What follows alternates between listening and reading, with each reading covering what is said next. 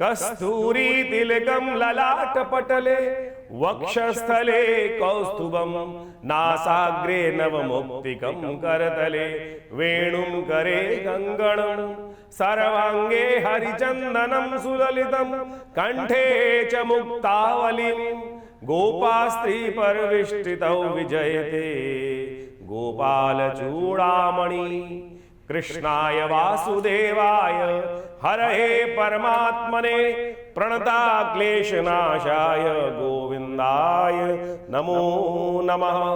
27 तारीख बुधवार का अवसर है, एकादशी तिथि विद्यमान है और मकर राशि वालों को जो दिल्ली में भारत में रहते हैं उनके लिए तो खास तौर पे इस दिन एकादशी का बहुत पुण्य योग बनता दिखाई दे रहा है। भारत से आगे पाकिस्तान, यूरोप इत्यादि, अमेरिका इत्यादि में बात करें तो ये एकादशी का पुण्य इस दिन नहीं मिलेगा, लेकिन भारत में ज़रूर इस दिन एकादशी का पुण्य मिलता दिखाई दे रहा है। और साथ साथ ये एकादशी जो है वो गजकेसरी योग बनाकर आपकी राशि में ग्रहों का उपस्थिति की दर्ज कराती दिखाई दे रही है।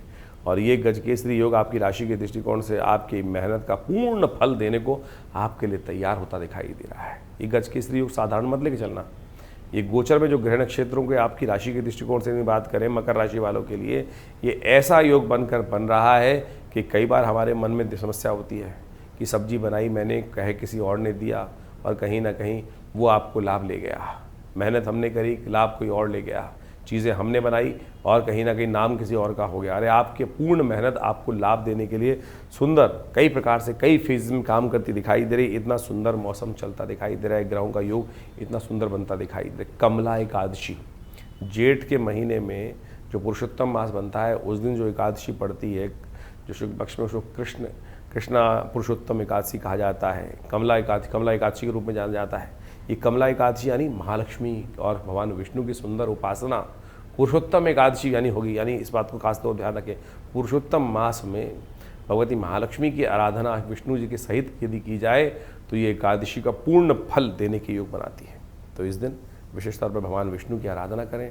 हो सके तो भगवान विष्णु और महालक्ष्मी को दोनों एक साथ बैठाकर उनका गंगा जल से पंचामृत से सुंदर स्नान कराकर उनका पूजन, षोडशोपचार पूजन करें। कमल के पुष्प उनको अर्पित करें और उसके बाद उनका षोडशोपचार पूजन करने के बाद विशेष तौर पर माखन मिश्री का भोग भगवान को लगाने के बाद, खील का भोग लगाने के बाद, मिश्री का भोग लगाने के बाद वो प्रसाद रूप में ग्रहण करने का प्रयास करें। आपके मनोरथ सिद्ध होने के सुंदर योग बनेंगे। 28 तारीख बृहस्पतिवार का अवसर है, द्वादशी तिथि विद्यमान है और ये द्वादशी प्रदोष के साथ आई है।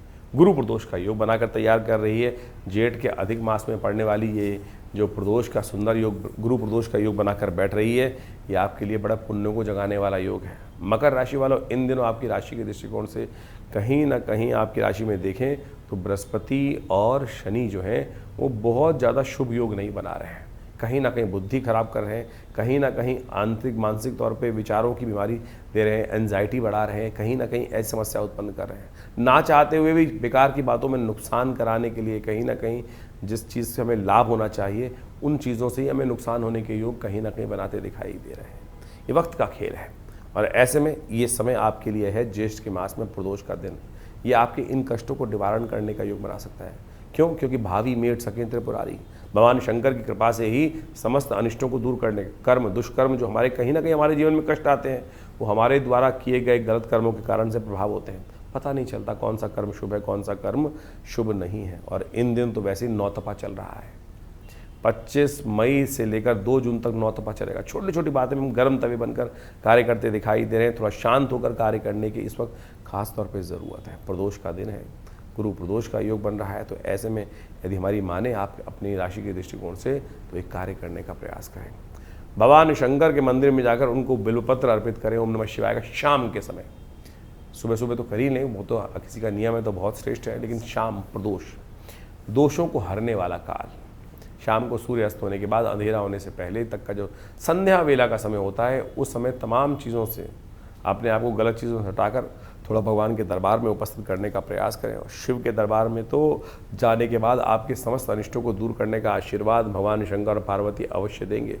कहा जाता है कि भगवान शंकर पार्वती प्रदोष काल में, जिस दिन प्रदोष होता है, संसार में भ्रमण करते हैं और जो उनका आराधना करते हुए उनको मिलता है उनके समस्त अनिष्टों को दूर करने का योग भगवान के आशीर्वाद से अवश्य मिल जाता है। सीधा साधा सिद्धांत समझ लेंगे तो बहुत अच्छा रहेगा। 29 तारीख शुक्रवार का अवसर, त्रयोदशी तिथि उदया तिथि के विद्यमान है और इस दिन महापरिवर्तन होने जा रहा है। यदि आपकी राशि के दृष्टिकोण से देखा जाए तो बुध महाराज बृहस्पति और शुक्र के साथ, दो परम शुभ ग्रहों के साथ अपना एक तिगड़ी बनाने को तैयार बैठे हैं। और एक पुरानी कहावत है, 3 तिगाड़ा काम बिगाड़ा। जी हाँ, ये बुध का परिवर्तन हो तो अपनी राशि में रहा है, लेकिन आपकी राशि के दृष्टिकोण से देखा जाए तो कहीं ना कहीं ये आपकी किस्मत में कोई लंगड़ी टांग कर खिलता दिखाई दे रहा है बुध महाराज। ये बुध कहीं ना कहीं आपकी राशि में इस वक्त जो है बने बनाए बहुत सारे कामों में क्या होता है ना कि कुछ ना कुछ अड़ंगा लेने को तैयार बैठे हुए हैं। ध्यान रखना, इस वक्त मंगल आपको दुस्साहस करता दिखाई दे रहा है। आप भेड़ से जाकर, भीड़ जो है छत्ते में जाकर मधुमक्खी के छत्ते में खुद हाथ डालते दिखाई दे रहे हैं। तो बहुत सोच में, धीरे धीरे हर चीज़ को सोच समझकर इफ्स एंड बट्स पूरा देखते हुए कार्य करने की ज़रूरत है। लोग लाख तौर पे आपको समझाने का प्रयास करेंगे कि बुध का ये परिवर्तन बहुत शुभ है, होगा किसी के लिए, लेकिन आपके लिए आपको फक्कड़ बनाता दिखाई दे रहा है। ध्यान रखना, ये कहीं ना कहीं आपकी राशि के दृष्टिकोण से इस वक्त बुध के उपाय की खास ज़रूरत आपके लिए बहुत ज़रूरी है। उसको अवश्य करने का प्रयास करें तो अच्छा रहेगा। ऐसे में आपकी राशि के दृष्टिकोण से हमें दिखाई देता है कि आपको बुध के मंत्र का जप करना चाहिए। ओम ब्रांग ब्रिंग ब्रोंग से बुधाय नमः। गऊ को विशेष तौर पर हरी चीज़ों को डालने का प्रयास करना चाहिए। बुध का मंत्र आपके अनिष्टों को दूर करेगा और हो सके तो अपने जो नेगेटिव भाव रखने वाले लोग हैं, आपसे ईर्ष्या रखने वाले भाव हैं, उनसे बच के रहिएगा। उनकी मीठी मीठी बातों में आकर कहीं ना कहीं आप अपना नुकसान मत करा लीजिएगा। इस बात का ध्यान विशेष तौर पर रखना चाहिए। या देवी सर्वभूतेषु दया रूपेण संस्थिता नमस्तस्यै नमस्तस्यै नमस्तस्यै नमो नमः। इस मंत्र का जप करें, माँ दुर्गा आपकी रक्षा करें, ग्रहों का योग आपके लिए पॉजिटिव रहे। 30 तारीख शनिवार का अवसर, चतुर्दशी तिथि उदया तिथि के रूप में विद्यमान है। फिर पूर्णिमा का आगमन हो रहा है और साथ साथ चंद्रमा परिवर्तन के साथ जा रहे हैं आपकी राशि के दृष्टिकोण से। और ये चंद्र का परिवर्तन आपकी राशि के दृष्टिकोण से जो गजकेसरी से बाहर ग्रहों का योगायोग बन रहा है, बहुत नेगेटिव तो नहीं दिखाई देता, कहीं ना कहीं कुछ मामलों में पॉजिटिव रहेगा। और पॉजिटिव करने के लिए आप कोशिश करें, थोड़ा सा और श्रम करने का प्रयास करें। इस वक्त आपकी राशि के दृष्टिकोण से ग्रहों का योग, चंद्रमा जो है वो बिल्कुल अकेला चलता दिखाई दे रहा है और इस वक्त ऐसा ग्रह पर प्रभाव उत्पन्न कर रहा है उसके अंदर से कि अननेसेसरी खर्चे आपके जिम्मे पड़ते दिखाई दे रहे हैं। भगवान सत्यनारायण की उपासना करें। इस दिन पूर्णिमा का योग बन रहा है, शाम के समय, रात्रि के समय, तो भगवान विष्णु की सुंदर उपासना, ओम सत्यनारायण भगवान की कथा का श्रवण करना, हो सके तो ओम नमो नारायणाय इस मंत्र का स्तवन करना, एकादशी जो सत्यव्रत करना आपके लिए बहुत शुभ रहेगा। 31 तारीख शनिवार का अवसर, पूर्णिमा तिथि इस दिन विद्यमान है और ये तिथि जो पूर्णिमा विशेष तौर पर बन रही है, ये उदया तिथि के रूप में विद्यमान हो रही है दिल्ली के पंचांग के अनुसार से। और ये पूर्णिमा अनिष्टों को दूर करने वाली पूर्णिमा मानी जाती है, पितृऋण से निवृत्ति करने वाली पूर्णिमा मानी जाती है। आपकी राशि के दृष्टिकोण से थोड़ा सा मन हल्का दिखाई देता है। जो भी चीज़ में आप कार्य कर रहे हैं, थोड़ी निष्ठाएं कम दिखाई देती हैं और यदि मरे मन से कोई कार्य करने का प्रयास करोगे तो चीज़ें उतनी ज़्यादा आनंद भी नहीं देती हैं। तो इस समय थोड़ी सी उम्मीद जगा के कार्य करने का प्रयास करें। नव तपा चल रहा है, ऐसे में ग्रहों का नक्षत्र जो है, ग्रहों का योगा योग जो है, उसको शांतिमय चीज़ रहें, उसके लिए आपकी राशि के दृष्टिकोण से हो सके तो भगवान सूर्य का सुबह सुबह अर्घ्य देना आपके लिए बड़ा कल्याणकारी रहेगा। पुरुषोत्तम मास की जो पूर्णिमा आती है, ये जेठ की जो पूर्णिमा है, पुरुषोत्तम मास की पूर्णिमा है जो 31 तारीख को पड़ रही है। इस समय में एक कार्य विशेष करना चाहिए। कहा जाता है पुरुषोत्तम मास अपने पितरों की तर्पण के लिए, पुत्रों के ऋण से निवृत्त होने के लिए सबसे श्रेष्ठ माना जाता है। वैसे तो कहा जाता है पूरे के पूरे 30 दिन तक अवश्य अपने पितरों के निमित्त तर्पण इत्यादि करना चाहिए, यज्ञ इत्यादि करना चाहिए, क्योंकि ये काल जो है यज्ञ के लिए, कथा के लिए, तर्पण के लिए ही, पितरों के निमित्त कर्म करने के लिए सबसे श्रेष्ठ माना गया है। तो इस समय में हो सके तो जितना तीर्थाटन करें, हो सके तो जितना अपने पितरों के निमित्त तर्पण इत्यादि करें। तो ये पूर्णिमा के दिन अवश्य ब्राह्मण भोजन कराएं, गऊ के निमित्त ग्रास निकालें। ये समस्त कार्य जो हो सकते हैं वो अवश्य गायत्री का कम से कम 108 बार जप कर लीजिए और हो सके तो गऊ ग्रास अवश्य निकालने का प्रयास कीजिए। यदि आप कहीं विदेश में रहते हैं, बहुत सारी ऐसी जगहों में, शहरों में रहते हैं, आपके पास व्यवस्था नहीं है, तो विवेकानंद योगाश्रम में इन समस्त कार्यों के लिए पूर्ण व्यवस्था है। आप अपने पितरों के निमित्त अब कैसे लगाएं कि पितृ, कई बार समझता है लोगों को क्या होता है कि कई बार ये कष्ट हो जाता है कि हम जान नहीं पा रहे हमारे पितृ तृप्त हैं कि नहीं है। चाहे पितृ तृप्त हों, चाहे आपको लगे चाहे ना लगे, एक बात नहीं, पहले तो ये मान लीजिए अवश्य 3 पीढ़ी तक हर व्यक्ति को अपने पितरों के निमित्त तर्पण, भोजन दान, गऊ के निमित्त कुछ निवृत्त कार्य अवश्य करने चाहिए जो शास्त्र में वर्णित, ये अवश्य है। यदि बार बार कोई पितृ आपके सपनों में आ रहे हैं, कोई मित्रगण आपका जो चला गया है, कोई रिलेटिव है, बार बार सपनों में आपको दिखाई देता है, उसकी याद बार बार आती है, तो कहीं ना कहीं वो अपेक्षा कर रहा है कि हमारे लिए हो सकता है कि परिवार में, उनके घर में, किसी के लिए भी कर सकते हैं आप। जरूरी नहीं कि अपने पितरों के निमित्त अपने परिवार के लोगों के लिए ही तर्पण करना चाहिए। मित्र इत्यादि दूर का कोई संबंधी है, हम ऋषियों के लिए तर्पण करते हैं कि नहीं करते? हम विभिन्न देवताओं के लिए तर्पण करते हैं। तो मित्र इत्यादि, रिश्तेदार इत्यादि, सबके लिए आप कुछ ना कुछ कर सकते हैं। जली तो छोड़ना है, ये अवश्य छोड़ने का प्रयास कीजिए। और यदि आपका काम, घर में शादी नहीं हो पा रही है, बहुत बार ऐसे कष्ट हो जाते हैं कि सब कुछ ठीक होते हुए, धन संपदा होते हुए भी घर में बच्चों की शादी नहीं हो पा रही है। पूरी मेहनत करते हुए भी कहीं ना कहीं ऐसा होता है कि कहीं ना कहीं इंडस्ट्री में, व्यवसाय में दिक्कत आ रखी है। सब कुछ बढ़िया होते हुए भी, सेवा करते हुए भी आपको क्रेडिट नहीं मिल रहा है। कहीं ना कहीं घर में कलेश ही कलेश चलते रहते हैं। हर कोई मनमुटाव करके बैठा हुआ है, सब कुछ सेवा करने के बाद भी। तो हो सकता है कहीं ना पित्त संबंधी समस्या हो, तो उनके निमित्त अवश्य एक काम किया कीजिए, कुछ ना कुछ इस पुरुषोत्तम मास में उनके निमित्त तर्पण कर दीजिए, ब्रह्म भोजन करा दीजिए, गायत्री जप करा दीजिए। और विवेकानंद योगाश्रम में हमने विपूर्ण व्यवस्था करी है कि आप सब अपने पितरों के निमित्त गायत्री जप इत्यादि सब कराने की व्यवस्था ले सकते हैं, लाभ ले सकते हैं। और पूरी तरह से आप इस कार्य को लाभ लेकर करने का प्रयास कीजिए। बहुत वर्षों बाद ये योग बना है जेठ के महीने में, ये ऐसे मत जाने दीजिए। पुरुषोत्तम मास का अद्भुत महात्म्य शास्त्र में बताया गया है। हम पूरी तरह से आपका उसका महात्म्य बताते हैं, सुनिए। ग्रहों की गणना अभी आपने समझी, तिथि के अनुसार से आपकी राशि के दृष्टिकोण से क्या कुछ फर्क पड़ रहा है, लेकिन उन सबके कष्टों को दूर करने के लिए अनेक उपाय शास्त्र में वर्णित है। लेकिन इस वक्त पुरुषोत्तम मास चल रहा है। ये भारतीय संस्कृति के अनुसार से एक समय की ऐसी कालगणना है कि जिसमें जो कार्य आप करोगे, दान, पुण्य, तप, व्रत, इसका 100 गुना अधिक प्रभाव होगा। यानी ये समय वास्तविक तौर पर समझ लीजिए अपने पुण्यों को एकत्र करने वाला है। जीवन में कष्ट क्यों आते हैं कि पुण्य घट जाते हैं। जीवन में यदि हमारे पुण्य अधिक मात्रा में हो तो समय कैसा भी खराब चल रहा हो, हमें उसका पता ही नहीं चलता। ये ऐसे प्रत्यक्ष रूप से ज्योतिष गणनाओं के अनुसार से कहा गया है। और पुरुषोत्तम मास तो वो मास है जिसमें आध्यात्मिक उन्नति, पुण्य को अर्जन करने के लिए जो भी कर्म किए जाते हैं उसका एक दुर्लभ अवसर माना गया है। और सरल विधि, बड़ी सरल विधि से भगवान कृष्ण की केवल उपासना कर ओम नमो भगवते वासुदेवाय, इस मंत्र का केवल जप करके ही आप अपने पुण्यों को अद्भुत रूप से बढ़ाने का अद्भुत कार्य कर सकते हैं। भगवान विष्णु का कैसे ही पूजन किया जाए, कहा जाता है कि इस मास में भगवान विष्णु को तुलसी दल अर्पित करने से, पूजा में भगवान को पीताम्बर अर्पित करने से, पीले पुष्प अर्पित करने से, चंदन, केला, पीली मिठाइयों का भोग उनको लगा देने से भगवान की प्रसन्नता अद्भुत रूप से प्राप्त हो जाती। शास्त्र कहता है ना, पत्रम पुष्पम फलम तोयम यो में भक्ता प्रयच्छति। किसी प्रकार से भी आप अपनी श्रद्धा का समर्पण करने का प्रयास करें। श्रीमद् भागवत का यदि हो सके तो सप्ताह करने का प्रयास करें, गीता का पाठ करने का प्रयास करें, विष्णु सहस्त्रनाम का पाठ करने का प्रयास करें, रामायण का। ये वास्तविक तौर पे अपने पुण्यों को बढ़ाने के लिए। देखिए एक बात समझ लीजिए, आए थे हरि भजन को ओटन लगे कपास। ज्योतिष को बहुत सारे लोग केवल शास्त्र शून्य, अध्यात्म शून्य मान लेते हैं। ज्योतिष में जो भी उपाय इत्यादि किए जाते हैं, परमात्मा का नाम ही एक ऐसा उपाय है कि जिससे समस्त कष्ट दूर हो जाते हैं।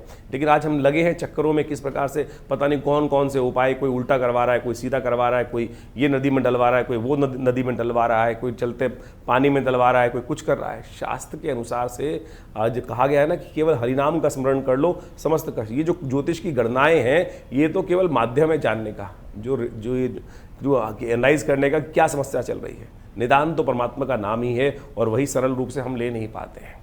तो इस पुरुषोत्तम मास में कोशिश ये करें, अत्यधिक सेवा करने का प्रयास करें, दान पुण्य करने का प्रयास करें। अपनी क्षमता के अनुसार अन्नदान, दीपदान, तुलसी का पौधा इत्यादि भी लगा देंगे ना तो वो भी पुण्य को बढ़ा देगा।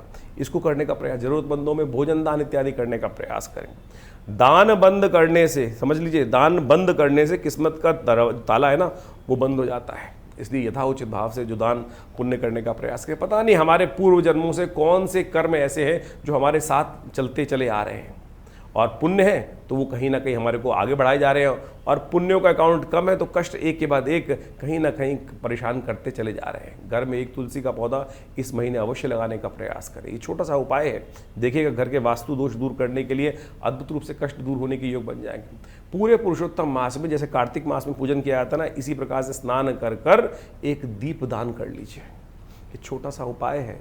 सत्य मान लीजिए आपके पितृ संबंधी समस्या यदि कोई चल रही है, बहुत सारे लोग कहते हैं पितृण, पितृदोष, ये वो फलाना धमका, केवल इस मास में, पुरुषोत्तम मास में, एक दीपदान शाम के समय नित्य प्रति जलती नदी में कर देंगे तो कहा जाता है वो आपके पितरों को भी तृप्त कर देगा।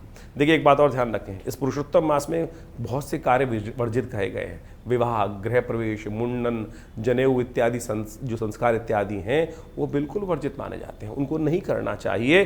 क्योंकि इस मास की गणना, ये मलमास माना जाता था पहले, लेकिन जब मलमास पद्म पुराण में बहुत अत्यधिक कथा ही, जब इसके अंदर जो शास्त्र में कहा गया है कि पुरुषोत्तम मास में किया गया कोई भी सत्कर्म कार्तिक मास के समान पुण्य होता है, तो कहा जाता है कि एक बार शास्त्र के दृष्टिकोण से कहा जाता है कि मलमास जिसका नाम पड़ा, जिसमें संक्रांति नहीं आती, यानी जिस मास के अंदर, जैसे आप मान के चलें चैत्र, वैशाख, जेठ, इस सब में एक संक्रांति आती है विशेष तौर पे, लेकिन जिस मास में 32 महीने 16 दिन बाद 4 घड़ी के एक अंतर से एक ऐसा समय आ जाता है कि जिसमें महीना जो है वो ऐसा खत्म हो जाता है कि संक्रांति बीच में पड़ती ही नहीं है, तो जब वही मलमास माना जाता है कि यानी मलमास पड़ गया, तो कहा जाता है कि एक बार भगवान बड़ा परेशान हुआ मलमास कि मुझको मलमास बना दिया गया है, तो भगवान कृष्ण के समक्ष, भगवान विष्णु के समक्ष पहुँचे मलमास कि महाराज इस पूरे संसार में मुझे परित्यक्त कर दिया गया है, मुझे मल के रूप में जाना जाता है, अधिक मास के रूप में जाना जाता है।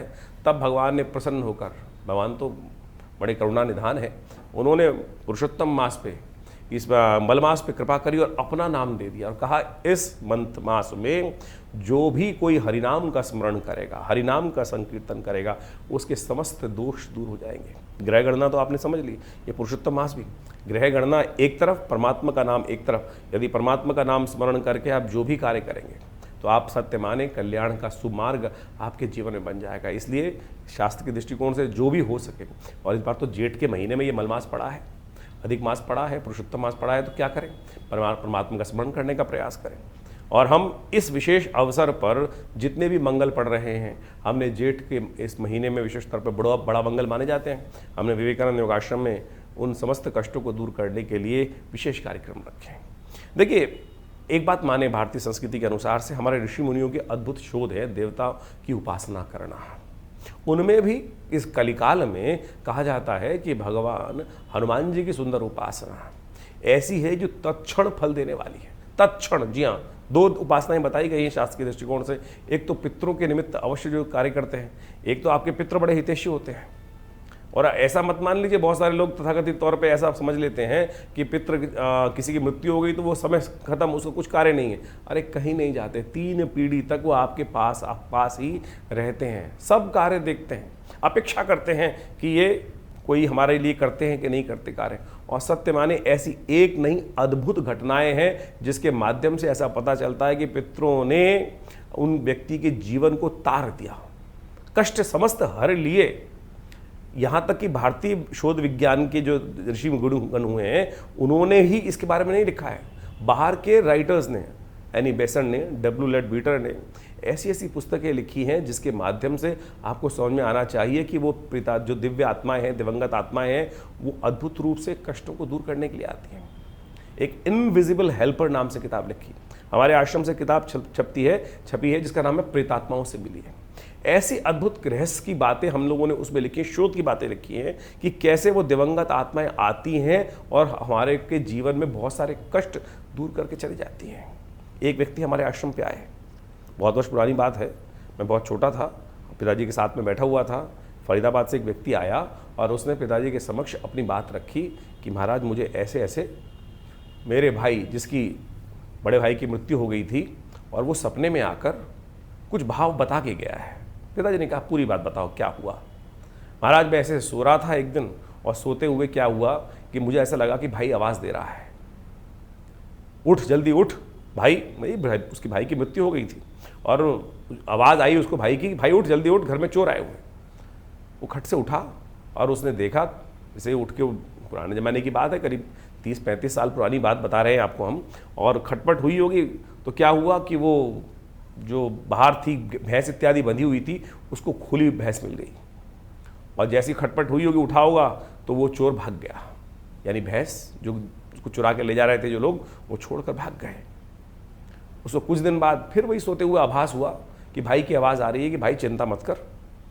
उस बड़े भाई की एक बेटी थी जिस शादी योग्य थी, और छोटा भाई बड़ा परेशान था कि अब पैसे है नहीं इतने, शादी कैसे करूँगा। और उसने पिताजी को आके बताया कि ऐसे ऐसे आभास हुआ है कि बड़े भाई ने मुझे कहा है सपने में आकर कि ये काम कर ले, इस काम में बहुत फ़ायदा होने वाला है, तो आगे जाकर इस काम में कर ले और जो पैसे आए उसको शादी में लगा दियो। वो पूछ रहे आया पिताजी से हमारे कि भाई ऐसा काम, मुझे ऐसा आभास हुआ है, इसको करना चाहिए नहीं करना चाहिए। पिताजी ने पूरा गणनाएं देख के कहा अगर पितर आपके आए हैं और आपके समक्ष इस बात का सानिध्य कर रहे हैं तो आपको ये कार्य अवश्य करना चाहिए। सत्य मानिए उसने वो कार्य किया। अब मैं हम यहाँ वो बताना नहीं चाहते कौन सा कार्य वो करता था, लेकिन सत्य माने उससे उसको लाभ हुआ। तो आपके पितृ आपके सबसे बड़े हितैषी हैं, उनके निमित्त ये कार्य हमको अवश्य करना चाहिए। तो समझ लीजिए भगवान हनुमान जी महाराज और पितृ इत्यादि आपके सबसे हितैषी है, तो उनके निमित्त जो कार्य कर सकते हैं अवश्य करने का प्रयास करो। इस जेठ के महीने में तो बड़ा जो मंगल पढ़ते हैं, बुढ़वा मंगल पढ़ते हैं, तो अद्भुत योग लेकर आते हैं। हमने उसके लिए विशेष तौर पे कार्यक्रम बनाए भी हैं, बहुत सारे यज्ञ इत्यादि चलते हैं। पितरों के निमित्त भी इस जो अधिक मास है, पुरुषोत्तम मास है, इसमें हमें गायत्री जप, ओम नमो भगवते वासुदेवाय, इसको अवश्य करने का प्रयास करना चाहिए। सत्य माने अगर आपका ये ऋण निवृत्त, पितृदोष नाम की कोई चीज़ नहीं होती है, पितृ ऋण जरूर होते हैं, और पितृ ऋण से यदि हमारे जीवन में निवृत्ति हो जाए तो सत्य माने आधा भार कट जाता है। और साथ साथ हनुमान जी का स्तवन यदि हम कर लें तो आपके बहुत सारे कष्टों को दूर करने का सुंदर सुयोग बन सकता है। तो इस जो करीब करीब 2.5 साल बाद ये पुरुषोत्तम मास आया है, साथ में जेठ के महीने में आया, वर्षों बाद ऐसा योग बना है, तो इसको जाने मत दीजिए। जितना हो सकता है पुण्य कार्य करने का प्रयास करें। सत्य मानिए आगे आने वाली ग्रह गणना जो दिखाई दे रही है इस वक्त, बृहस्पति और शुक्र का जिस प्रकार का योग बना हुआ है, वो कहीं ना कहीं आप हर व्यक्ति के मन में द्वंद्व उत्पन्न करता दिखाई दे रहा है। और इस वक्त स्थितियां ऐसी हैं कि मनोमस्तिष्क 2 बार भागों में बटे हुए हैं, और अभी 1 तारीख के बाद से तो बृहस्पति महाराज उच्च के होने जा रहे हैं, महत्वपूर्ण परिवर्तन लाने का योग बना रहे हैं। ग्रह अपना शुभ और अशुभ फल बनाते हैं, योग बनाते हैं। लाभ और हानि उनको होती है जिनके पुण्य कम ज़्यादा होते हैं। तो इसलिए अपने यथाउचित भाव से पुण्यों को बढ़ाने का प्रयास करें। यदि ग्रह थोड़े हल्के भी होंगे ना, तब भी वो समय आपको पार करके ले जाएगा। और ग्रह बहुत अच्छे चल रहे हो और किसी व्यक्ति के पास पुण्य ही ना हो तो फिर क्या मिलेगा उसको। तो इसलिए ये न कि न प्रकारेण संसार में अपने पुण्यों को हमें बढ़ाने का प्रयास करना चाहिए। बहुत सारे लोग तथाकथित तौर पर आपके बरु मस्तिष्क में कुछ प्रश्न चिन्ह डाल देंगे, कटाक्ष उपस्थित करने का प्रयास करेंगे, सदमार्ग पर चलने को रोकेंगे, तो उन भ्रांतियों में ना फंसें।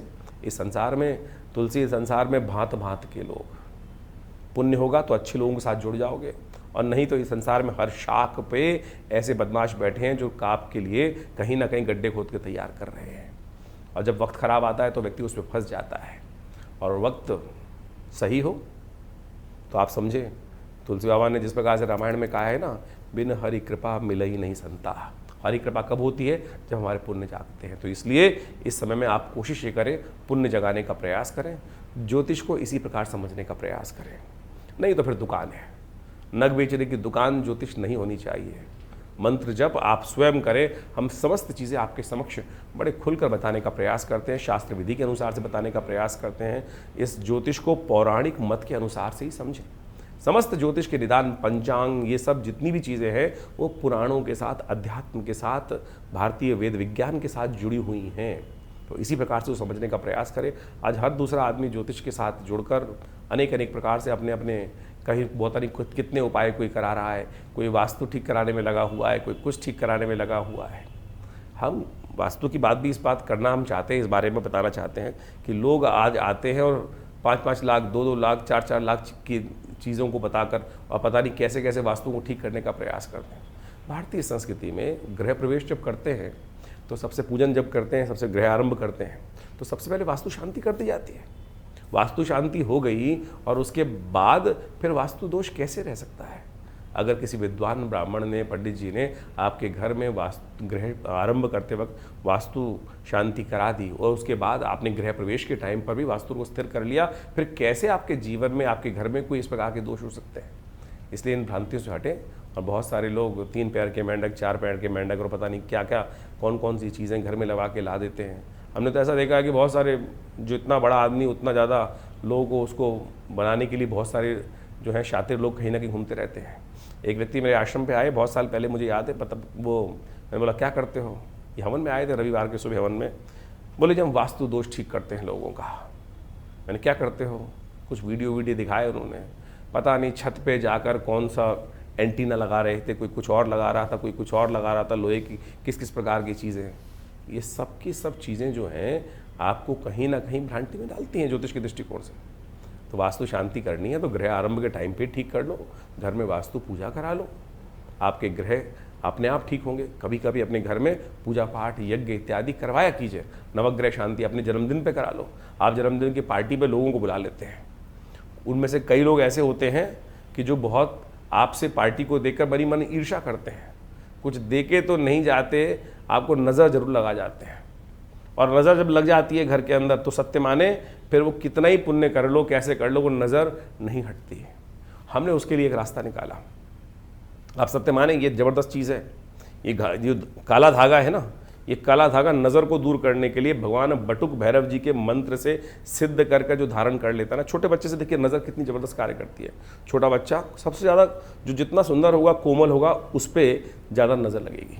छोटा बच्चा आमतौर पर देखा होगा कि रोए जा रहा है, रोए जा रहा है, रोए जा रहा है, और किसी बाहर व्यक्ति घूम घाम के आया, कैसे आया है, कोई आ गया घर के अंदर और उसने कहा अरे बड़ा सुंदर बच्चा है, बस लग गई नज़र, दूध पिए ना। छोटा सा टोटका है, मिट्टी उठाकर, हल्की सी पैर की मिट्टी उठाकर उस बच्चे के ऊपर से वार के फेंक दो, बच्चे की नज़र दूर हो जाएगी, बच्चा शांत हो जाएगा, सो जाएगा। प्रत्यक्ष रूप से एक नहीं हज़ारों बार हमने इस बात प्रयोग को करके देखा। ये काला धागा उसी श्रृंखला में आता है। कहा जाता है कि इसको भैरव जी के मंत्र से सिद्ध कर कर यदि आप धारण कर लें तो आपकी नज़र अद्भुत रूप से दूर होने की योग बन जाएगी। इसी प्रकार से मोरपंख भी बड़ी ज़बरदस्त चीज़ है। भगवान कृष्ण धारण करते हैं ना अपने सिर पर, नज़र लगती थी सबसे ज़्यादा, कुछ सुंदर नज़र कब लगती है? जब सामने वाला एकाग्र चित्त भाव से कहता है आह क्या चीज़ है, कितना सुंदर है, बस समझ लीजिए नज़र लगने का योग बन गया। लेकिन शास्त्र के दृष्टिकोण से इसको भी समझाया गया है कि नज़र हर एक की नहीं लगती। किसकी नज़र नेगेटिव होती है? जिसने गलत प्रकार का भोजन किया हो, किसी भी प्रकार से गलत प्रकार का भोजन इत्यादि करने वाले व्यक्ति के साथ में बहुत सारी चीज़ें हैं, उस संबंध में यहाँ पर बताना ठीक नहीं रहेगा। शास्त्र के दृष्टिकोण से उन सब बातों को बताया गया है। वैसे एक बात मान लीजिए, किसी व्यक्ति ने कभी विष्ठा खाई हो, बाल्यकाल में बहुत सारे बच्चे गलती से विष्ठा खा लेते हैं, मलमूत्र अपना ही खा लिया। कहा जाता है शास्त्र के दृष्टिकोण से जिस व्यक्ति ने की नज़र किसकी खराब लगती है, किसी व्यक्ति ने बाल्यकाल में अपनी विष्ठा खा ली हो तो उस व्यक्ति की नज़र हमेशा लगेगी। इस बात का ध्यान रखना शास्त्र के दृष्टिकोण से। ये शास्त्र में जो तंत्र शास्त्र के अंदर अनेक इस प्रकार की बातें बताई गई हैं और एक्सपीरियंस के द्वारा इस बात को ठीक किया जा सकता है कि कैसे हम पत्थर मारने वाले को नहीं रोक सकते हैं हम, लेकिन अपनी रक्षा कवच बना सकते हैं। तो एक काला धागा ही एक छोटी सी चीज़ है जिसको आप बांध लेंगे तो सत्य माने आपकी नज़र जो है वो नहीं लगेगी। तो इस प्रकार से बहुत छोटी छोटी चीज़ें हमने शास्त्र के दृष्टिकोण से बताई हैं, तो आप उन सबको समझें, करें, कृपा प्राप्त होगी। भगवान की कृपा से आपकी हमेशा रक्षा होगी। और विवेकानंद योगाश्रम में तो हमने बहुत सारे मंत्रों पर शोध किया, मंत्र विज्ञान के द्वारा बहुत सारे कार्य किए। नित्य प्रति 8 घंटे करीब यज्ञ होता है आश्रम पर, और आप सब लोग विभिन्न कार्यक्रमों में उस यज्ञ में आके बैठ सकते हैं। और इस पुरुषोत्तम मास में हम पितृ शांति के निमित्त पूरे 1 महीने तक पितरों से निवृत्ति, जो कष्ट पितृण से निवृत्ति के लिए गायत्री का एक विशेष यज्ञ रख रहे हैं। आप अपने पितरों के निमित्त गायत्री के उस यज्ञ में भाग ले सकते हैं, अपने नाम से करा सकते हैं। पूरी व्यवस्थाओं को जानने के लिए आप फ़ोन पे संपर्क साध सकते हैं। दिल्ली में विवेकानंद योगाश्रम बड़ा अद्भुत प्रकार से कार्य कर रहा है। गौ सेवा कार्य नित्य प्रति चलता ही है, नित्य प्रति 8 घंटे यज्ञ चलता है। और विवेकानंद हॉस्पिटल प्राकृतिक चिकित्सा, योग, आयुर्वेद के संबंध में एक पूरा करीब पिछले 50 सालों से आश्रम कार्य कर रहा है। भारत सरकार के पैनल पर है, दिल्ली गवर्नमेंट के पैनल पर है, और बहुत सारे लोग आकर, चाहे वो कमर दर्द है, चाहे वो सर्वाइकल पेन है, चाहे वो ब्लड प्रेशर है, चाहे वो शुगर है, एंजाइटी डिसऑर्डर्स हैं, नींद न आने की बीमारी हैं, इन सब में विभिन्न मुद्राओं के द्वारा, योग के द्वारा, औषधि विज्ञान के द्वारा, प्राकृतिक चिकित्सा के द्वारा, बिना किसी औषधि के भी हम धूप मट्टी पानी प्राकृतिक चिकित्सा के द्वारा बहुत सारी बीमारियों को ठीक करने के लिए यहाँ बाहर दिल्ली में कार्य कर रहे हैं। 2 एकड़ में बड़ा संस्थान है विवेकानंद हॉस्पिटल योगाश्रम, और बहुत सारी शोध पुस्तकें लिखी हैं, करीब 50 से 60 पुस्तकें लिखी गई हैं। इन सब कार्यों को लगातार लोगों के समक्ष रख रहे हैं। आप भी आइए, जुड़िए हमारे साथ। विभिन्न कार्यक्रम जो समय समय पर होते हैं, हम आपके साथ उनके साथ आश्रम में आकर जुड़ सकते हैं। भगवती की कृपा, और सबसे बड़ी कृपा, सबसे बड़ी चीज़ जो है, माँ भगवती का अद्भुत दिव्य श्री विग्रह विद्यमान है विवेकानंद योगाश्रम में, जो 500 साल पुराना है। जी अब 500 साल पुराना दिव्य शिव विग्रह जो मुल्तान से, पाकिस्तान में मुल्तान से एक व्यक्ति लेकर आया, और आज हमारा सौभाग्य है कि इतना दिव्य शिव विग्रह भगवती का हमारे विवेकानंद योगाश्रम में आचार्य केशव देव जी के द्वारा आज से करीब करीब 65 साल पहले प्रतिष्ठित किया गया। तो आप भी आइए, उनके दर्शन कीजिए 500 साल पुराने भगवती के शिव विग्रह के, दिव्य शिव विग्रह के। तो उनकी कृपा से हजारों लोगों ने अपनी मनोकामना पूर्ण करी है। आप भी उनके सानिध्य में बैठकर यज्ञ इत्यादि करें।